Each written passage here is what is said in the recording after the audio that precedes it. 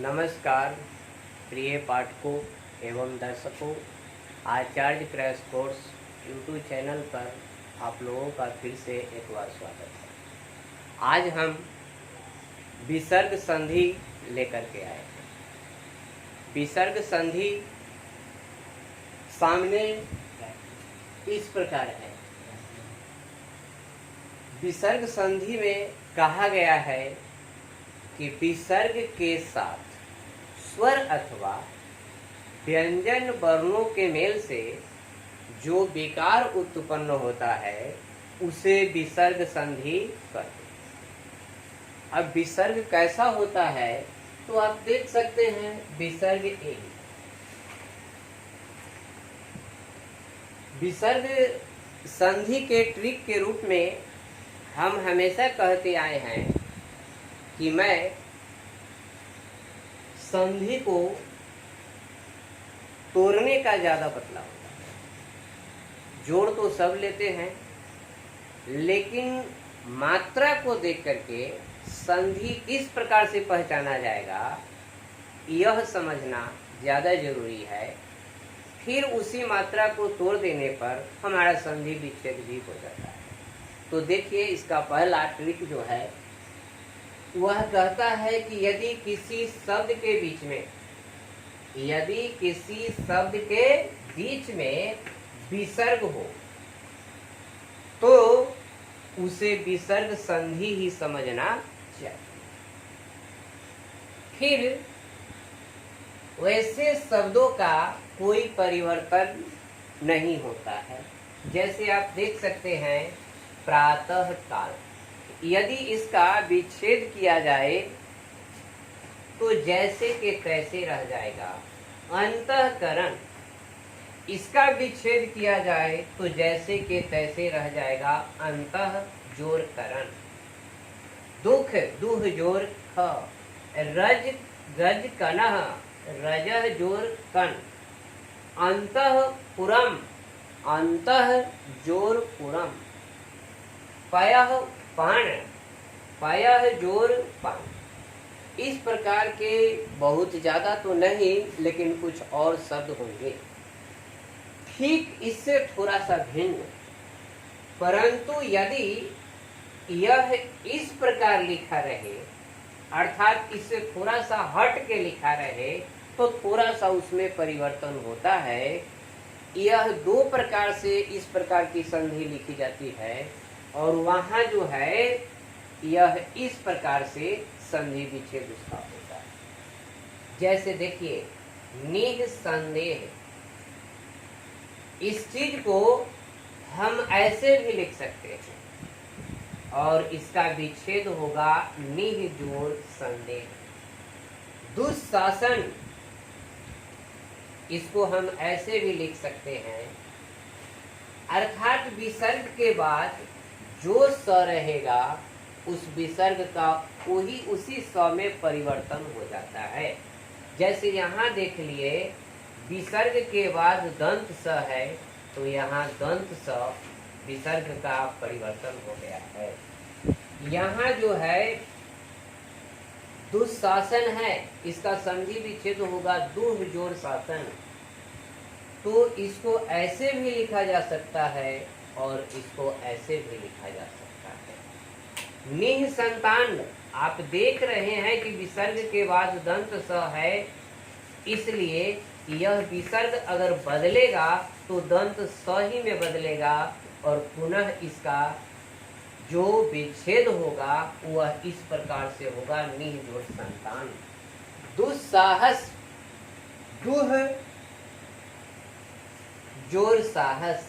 फिर इस विसर्ग का परिवर्तन हो रहा है आधा स में, दंत स में, क्योंकि आगे दंत स है, इसलिए इस विसर्ग का उसी स में परिवर्तन हो। इसके बाद हम देखते हैं अगला नियम।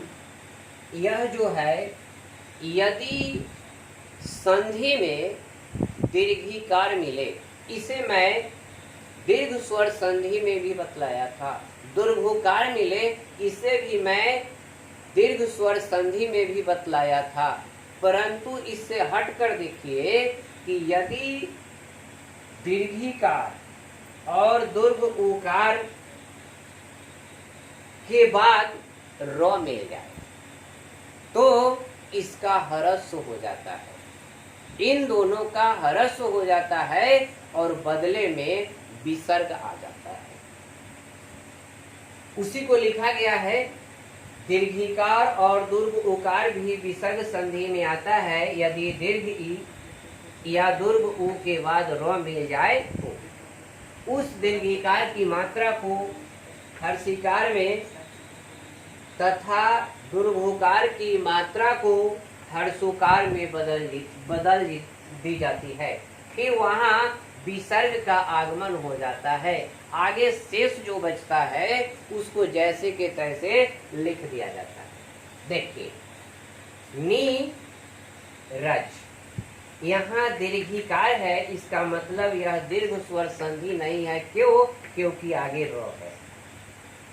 तो इस दीर्घिकार का हर्षिकार हो जाएगा और पड़ जाएगा विसर्ग और रज का जैसे के तैसे लिख देंगे। नीरस, ठीक उसी प्रकार से ये दीर्घ ई हर्ष ई में बदल जाएगा और यहाँ जो है विसर्ग के बाद रस लिखा जाएगा। निरोग, यहाँ भी दीर्घ है इसलिए ह्रस्व हो गया, बदले में विसर्ग आ गया क्योंकि आगे र है और फिर रोग लिख दिए।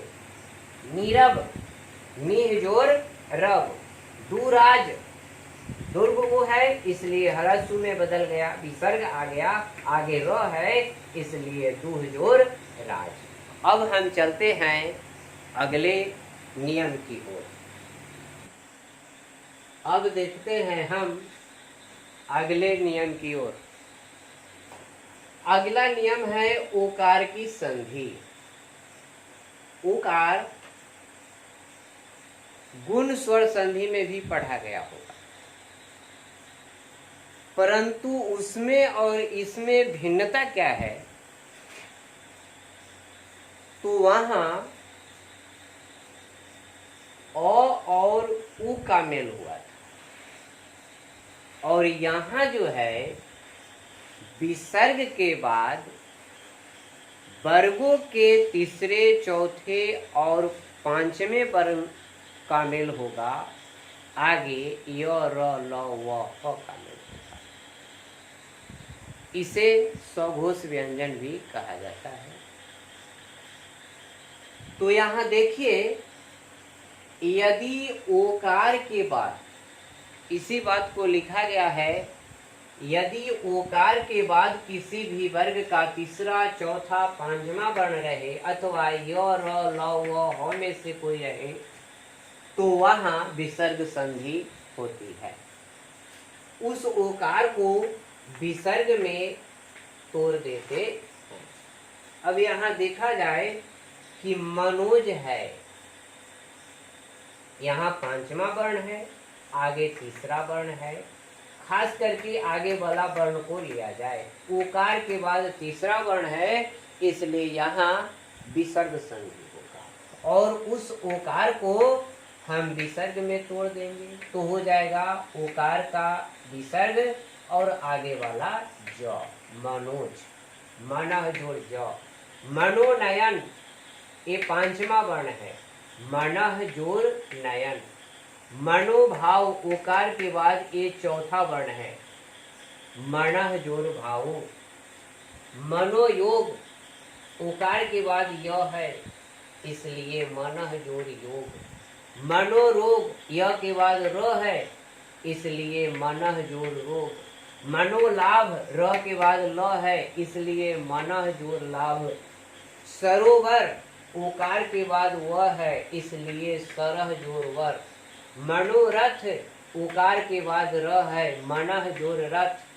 पयोद, पयः जोड़ द, तीसरा वर्ण है। सरोज, ओकार के बाद तीसरा वर्ण है, सरह जोड़ ज।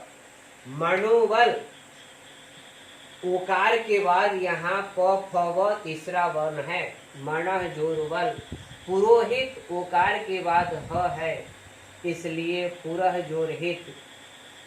इस प्रकार जो है अगर तीसरा चौथा पांचवा वर्ण मिलता है तो वहाँ ओकार को विसर्ग संधि में तोड़ेंगे, विसर्ग में तोड़ देंगे। लेकिन कुछ अपवाद हो जाता है, जैसे देखिए मनोकामना, यहाँ पहला वर्ण है फिर भी यह विसर्ग में टूटा है। तेजोपुंज प पहला वर्ण है फिर भी इसमें टूटा है, तेजह जोर पुंज। इस प्रकार कुछ और मिलेगा जो तीसरा वर्ण से टकराता है। जैसे मान लेते हैं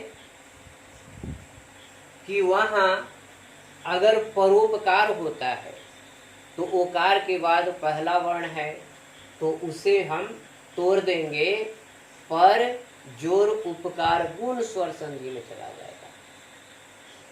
लेकिन वही अगर जो है कोई और रहता है तो वहां सोच समझ करके बनाना पड़ेगा।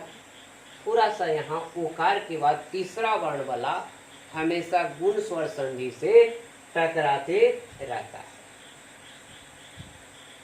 तो वह प्रैक्टिस के ऊपर निर्भर है। ओकार यदि विसर्ग न आए तो अ और उ में टूटेगा। फिर आगे देखिए अगला, यदि ओकार के बाद आधा ओ आए, यह हिंदी में नहीं आता है, यह केवल संस्कृत के लिए है, इसलिए उस चीज को भी देखते चलेंगे, झंझट कुछ नहीं है। यदि ओकार के बाद आधा अ, हिंदी में आधा अ नहीं आता है, केवल आता है संस्कृत में इस जैसा लिखाता है, रहे तो उसे भी विसर्ग संधि ही समझना चाहिए। फिर वह ओकार जो होगा वह विसर्ग में टूटता है, तथा जो आधा अ देख रहे हैं इस नुमा, उसे हम पूरा अ में बदल देते। अब देखिए यहाँ को अपी लिखा हुआ है, इस को अपी ओकार के बाद आधा अ है। इस प्रकार का जहां भी देखिए वहां सीधा समझ लीजिए कि यह विसर्ग संधि का है, इसलिए उस ओकार को विसर्ग में तोड़िए, आधा अ को पूरा कर दिए। तो कह जोर अति, ओकार के बाद आधा है, सह जोर अबदस अ पूरा हो गया है। कोयम, ओकार के बाद जो है आधा अ हो गया है, आधा अ का इसे यहाँ पूरा हो गया है। आगे है कुतोन्य, ओकार के बाद आधा है तब कुतः जोर अन्य, सु अपि सह जोर अपि, प्रथमो अध्यायः प्रथमः जोर अध्यायः, कुतो अत्र कुतः जोर अत्र, अन्यो अन्य अन्य जोर अन्य। इस प्रकार के बहुत सारे नियम है, जिस नियम को फिर मैं आपको अगले वीडियो में बतलाऊंगा। तो ध्यान दीजिएगा कि चैनल को क्या करना है, सब्सक्राइब कर देना है, वीडियो को क्या करना है, लाइक कर देना है। और इसी के साथ मैं इस वीडियो को समाप्त करता हूँ। इसके आगे वाले नियम को मैं अगले वीडियो में फिर डाल दूँगा।